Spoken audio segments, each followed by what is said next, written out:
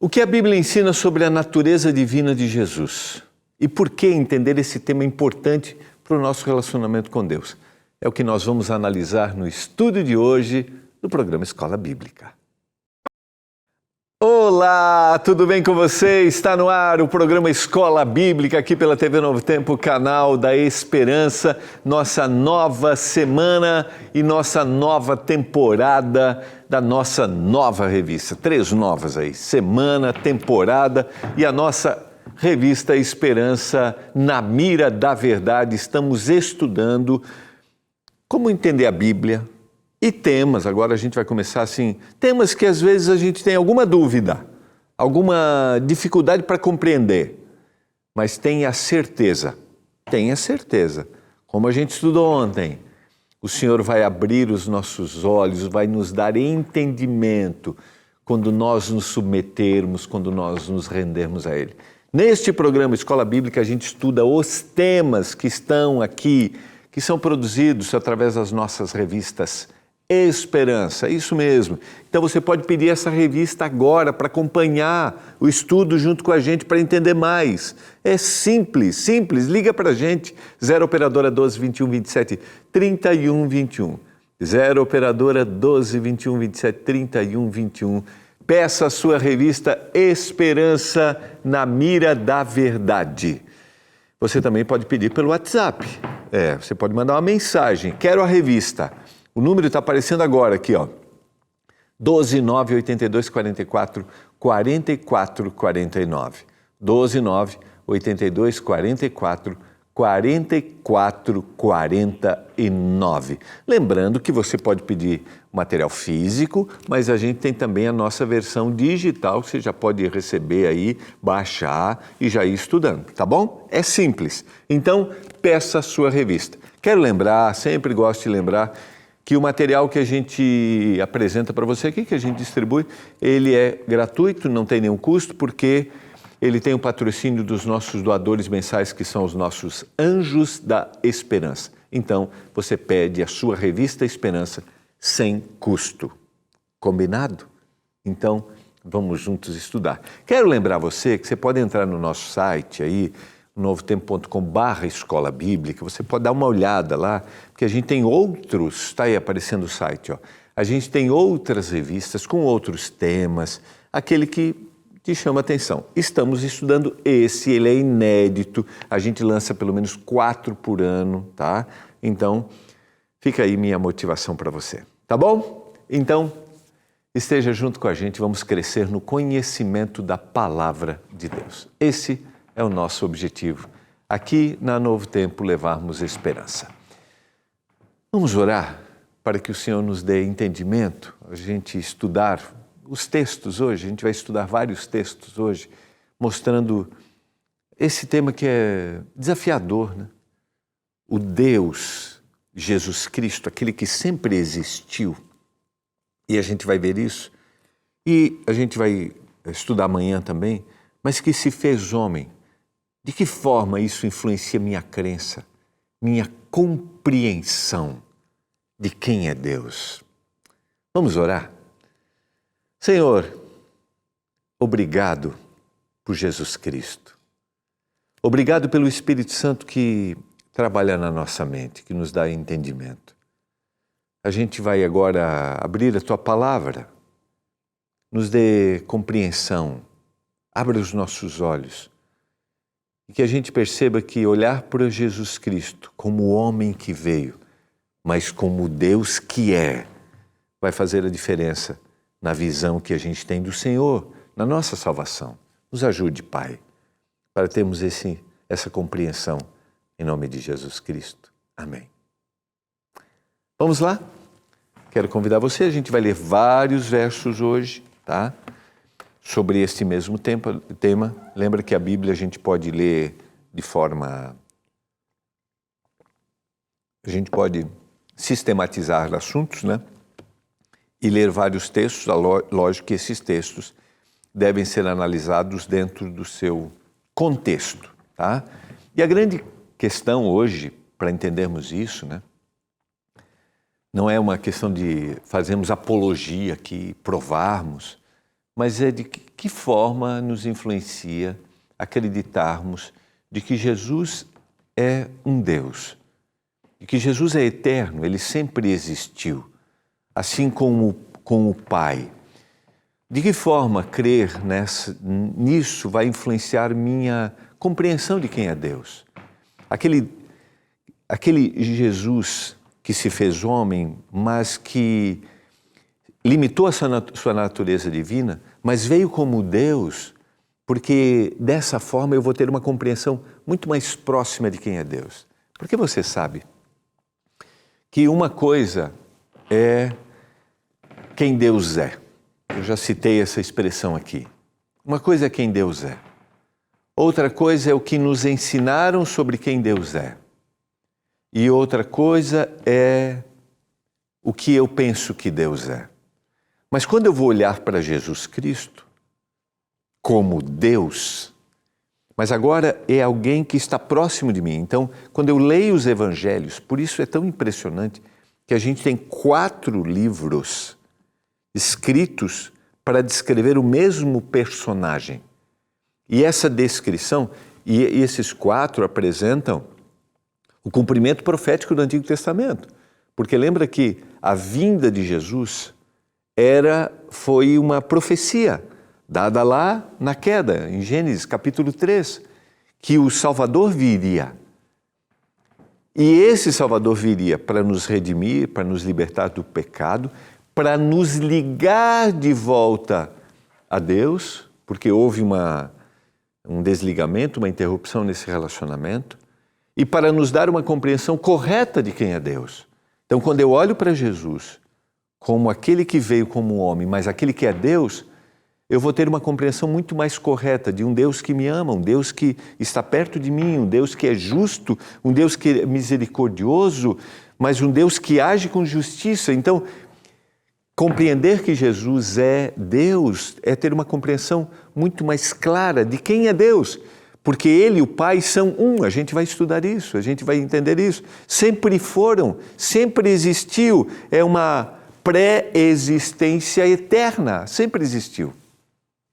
E não ter esta visão me dificulta a compreensão correta de quem é Deus.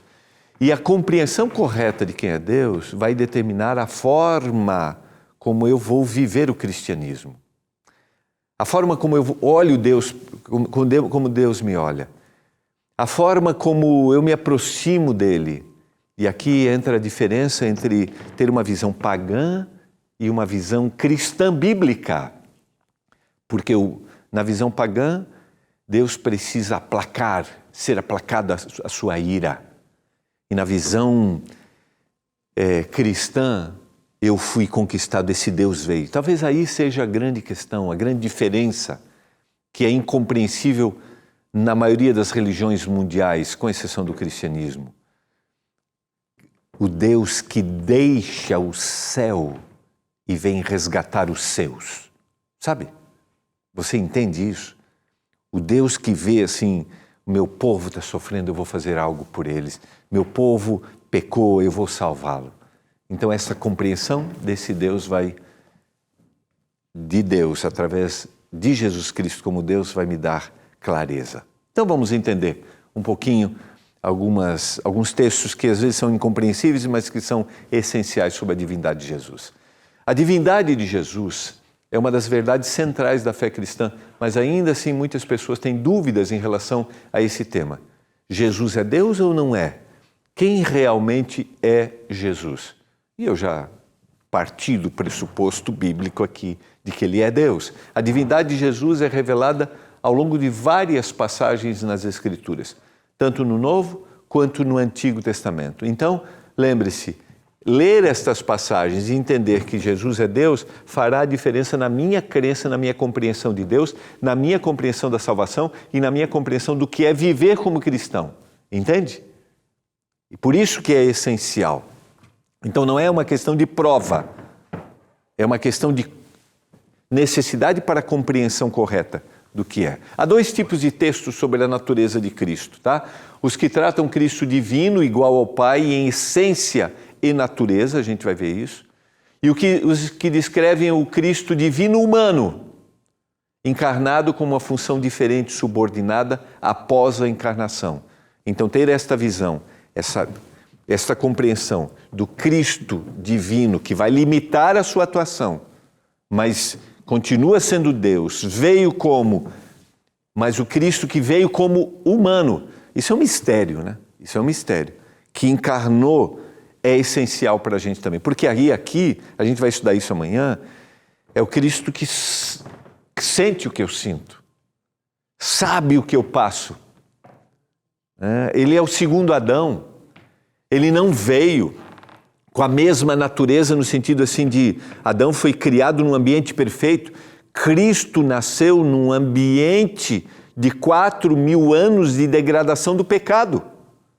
Se formou dentro do ventre de uma mulher, dentro do ventre de Maria, concebido pelo Espírito Santo de forma extraordinária. Agora, ele é o segundo Adão porque ele não tem propensão para pecar, ele tem possibilidade para pecar, mas ele não tem propensão, e ele não pecou. Por isso que nós somos salvos nele, por intermédio dele. No primeiro grupo de textos, Jesus é qualificado como sendo Deus, igual ao Pai em essência e natureza. Vamos entender.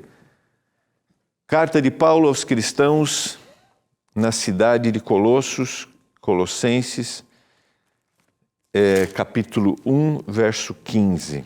Quero abrir aqui com você para você conferir. Lembra que Paulo, nas suas cartas, só para a gente visualizar o contexto, né?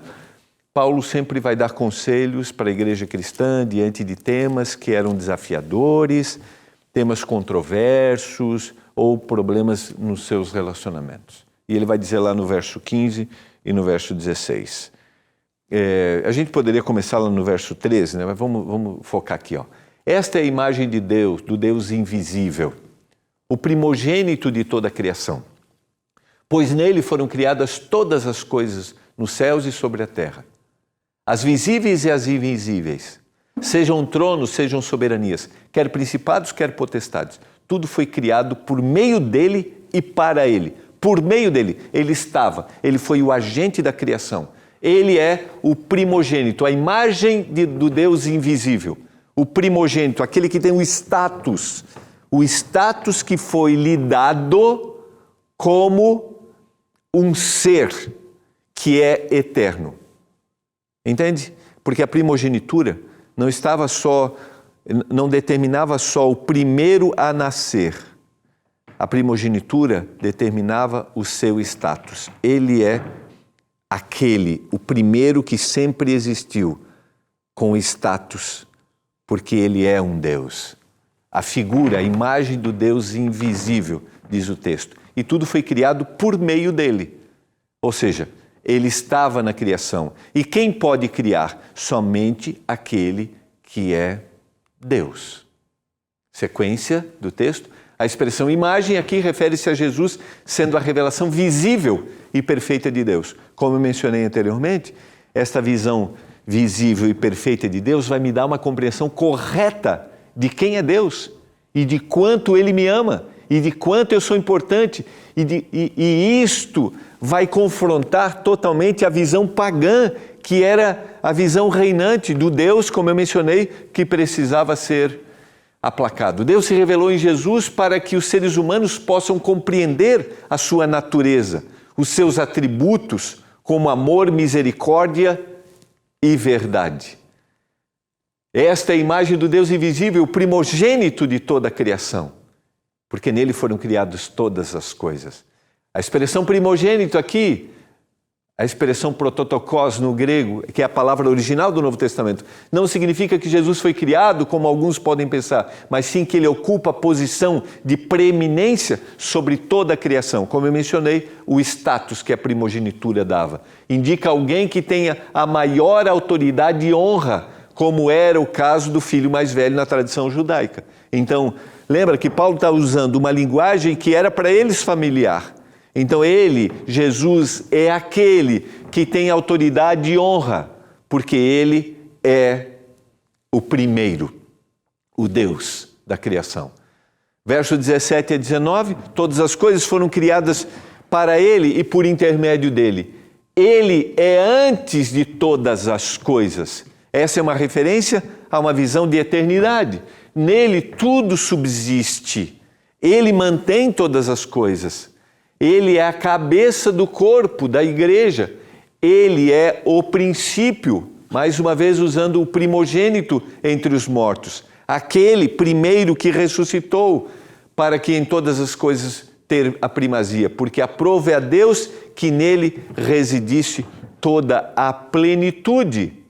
No princípio, agora João a gente vai usar o texto de João, só para a gente combinar essa ideia de que ele é antes de todas as coisas, ele é eterno, todas as coisas foram criadas por ele e somente um Deus pode ser criado. Imagine agora a compreensão que a gente tem, como a gente vai olhar um Deus muito mais próximo, porque ele se fez homem. E João vai dizer no capítulo 1, no seu evangelho, eu convido você a abrir a sua Bíblia, capítulo 1, verso 1, há uma descrição que João faz aqui. No princípio era o Verbo estava com Deus, o Verbo era Deus, ele estava no princípio com Deus, ele, o Verbo, a palavra viva, Jesus Cristo. E o verso 3 e 4 vai dizer que todas as coisas foram feitas por intermédio dele, e sem ele, nada do que foi feito se fez. A vida estava nele, e a vida era a luz dos homens. Quem pode dar a vida? Quem vai gerar a vida? E a gente vai ver no Evangelho de João, sucessivamente, expressões se referindo, que o próprio Jesus se declara, se refere, né? João escreve, eu sou o caminho, eu sou a verdade. Essa expressão está associada a uma ideia de eternidade. Eu sou o único que pode prover tudo o que você precisa. E quando eu olho para Jesus dessa forma, é o Deus que se aproximou de mim e que sabe todas as minhas necessidades e o único que pode suprir qualquer necessidade que eu tenha. Por isso ele hoje é o advogado junto ao Pai para interceder por mim. Dá para entender como ele intercede por mim hoje? E eu olho para o Jesus que é Deus, mas que é homem, porque sabe o que eu sinto. E eu estou muito mais perto de compreender quanto Deus me ama e o que Ele deseja fazer por mim. Eu não sei se fica claro isso para você, da proximidade, do carinho e do olhar que nós temos por Deus através daquele Deus que se fez homem, Jesus Cristo. O Verbo se fez carne e habitou entre nós. A palavra habitou entre nós aqui dá a ideia de como se Ele tivesse acampado aqui, cheio de graça e de verdade. E nós vimos a sua glória, como a glória do unigênito do Pai, o único. São João 3,16, você vai lembrar do texto, porque Deus amou o mundo de tal maneira que deu seu Filho único, seu Filho unigênito, para que todo aquele que nele crê não pereça, mas tenha vida eterna. O unigênito aqui a expressão original é o monogenes, ou seja, o único gerado na espécie. Ninguém foi gerado na espécie como ele. O Deus eterno que sempre existiu e que agora foi gerado dessa maneira como humano, sendo divino. Te fascina a compreensão disso? Da maravilha e do amor de Deus por nós? Nos aproximando da compreensão de quem Ele é, de quem é a divindade, né? Pai, Filho e Espírito Santo. Unigênito significa que alguém é único no seu tipo e não tem outro igual. Nenhum é outro igual ao Senhor Jesus.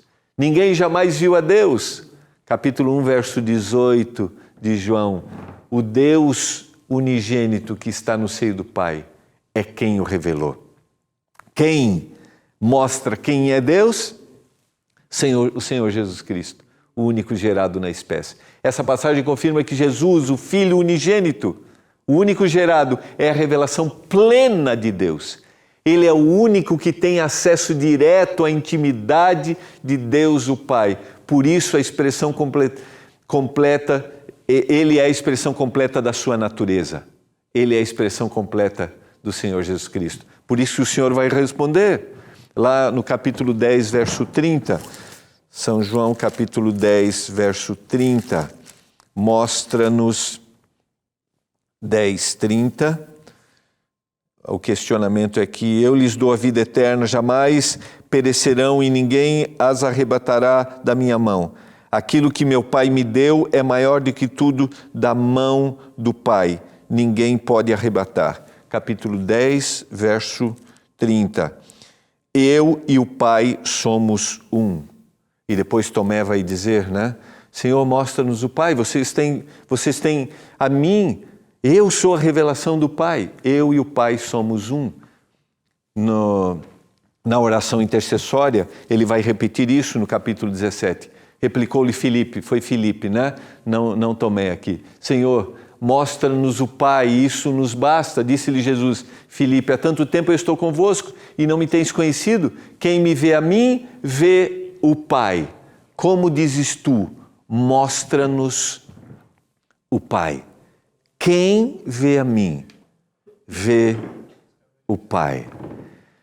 Quando nós olhamos para o Senhor Jesus Cristo, quando nós lemos a declaração, as declarações, quando nós vemos o que os evangelhos falam de Jesus, o que os profetas falam de Jesus, nós temos uma clara e evidente manifestação de quem é o Pai. Agora deixa eu perguntar uma coisa para você. Quem é Deus para você? Eu já citei isso aqui em algum momento, que normalmente nossa compreensão do Pai, de quem é Deus, melhor, está associada ao nosso relacionamento com o nosso Pai terreno.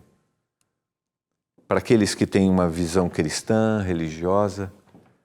E talvez para você que está me ouvindo nesse momento, esta visão ela é desvirtuada. Porque você pode ter tido um pai negligente, um pai que não foi presente, um pai que te abandonou. Eu quero dizer para você que pelo poder do Espírito Santo nós podemos ter um resgate correto disso. Uma visão correta de quem é Deus. Por isso eu pergunto, quem é Deus para você? Como você vê Deus? Como você se relaciona com Ele? Quando você passa por alguma dificuldade, algum problema, como você se sente sob o olhar de Deus? Você se sente abandonado, esquecido? Talvez você tenha até questionamento sobre a própria existência de Deus. Você olha para um cenário mundial, você olha para as tragédias, você olha para a fome, você olha para a desigualdade e você, diante disso, pensa assim, é esse Deus? Qual é a visão que você tem? Agora eu quero te convidar a olhar para Jesus Cristo. Como Filipe vai dizer aqui, Senhor, mostra-nos o Pai. Sabe esse desejo do ser humano de ver e de ter a compreensão de quem é Deus? Você entende? Mostra-nos o Pai. Eu estou com vocês há tanto tempo. O texto diz claramente, queridos, eu estou com você, quem vê a mim, vê ao Pai. Como você diz, mostra-nos o Pai. Eu quero dizer para você hoje, Jesus é divino como Deus Pai. Afinal, Ele e o Pai são um. E hoje eu quero te convidar a olhar para Jesus. Eu quero convidar você a olhar para aquele que deixou o céu. Deixou, a gente vai ver amanhã, aquele que se esvaziou, se fez homem para revelar o quanto Deus ama você. E a sua compreensão correta dessas ações do Jesus, Deus, vão te dar uma visão correta da vida. E se você é um cristão, uma visão correta do cristianismo. Tá por quê? Porque você vai entender que Ele ama, que Ele é misericordioso, que Ele te atende, que Ele te ergue, que Ele dá sentido para você, que Ele busca você. Quando nós vamos para Lucas, o capítulo 15, que é a sucessão de parábolas revelando o amor de Deus pelo ser humano, nós entendemos que não há ninguém esquecido, que não há nenhuma ovelha abandonada que o Senhor não note. Esta é uma visão que Jesus faz em Lucas 15 de quem é Deus. E Ele está mostrando isso porque Ele está ali. Quando a gente chega na última parábola, a parábola do filho pródigo, aquele que se vira para o pai, aquele que ao pedir os recursos, a sua herança, está dizendo em outras palavras, eu preferia que você estivesse morto. Eu preferia que você, Deus, estivesse morto. Mas o pai está ali. Quando o filho volta, o pai está de braços abertos. É o pai que recebe e coloca o filho indigno com toda a dignidade. Lhe dá roupas novas, lhe dá o anel no dedo. Quando Jesus está contando estas parábolas, Jesus está revelando quem é Deus. Porque Ele é o Deus em forma humana. Quem é Deus para você, meu querido? Você quer ter uma visão correta? Pastor, eu não consigo olhar para esse Deus dessa forma. Eu quero te dizer, olhe para Jesus Cristo. É o mesmo do Antigo Testamento, o mesmo. Se você tem dúvidas, não esqueça, estude com a gente, peça sua revista, liga agora, vamos juntos ter uma compreensão correta. Quando eu cito que Ele é o mesmo no Antigo Testamento, eu lembro da descrição do profeta Oséias, quando ele diz que o Senhor se inclina para dar de comer, que o Senhor dá comida. Quando você era criança, eu te amei. Quando você era menino, eu te chamei, meu filho. Eu quero orar para que a gente tenha esta visão correta de Deus através do Deus Jesus Cristo. Pai, nos ajude através da revelação de Jesus Cristo, da sua vida, da descrição que os autores bíblicos fazem. Nos ajude a ter uma compreensão correta da divindade de Deus, o Pai, o Filho e o Espírito Santo. E se alguém tem dificuldades por frustrações humanas, por uma visão de um pai terreno negligente, por favor, que pelo poder do Espírito isso seja transformado. Eu clamo, meu Deus, em nome de Jesus. Amém. Foi muito bom estarmos juntos, queridos. Eu tenho a certeza que vai ser uma temporada de muito crescimento e muito aprendizado para todos nós. A gente se vê amanhã.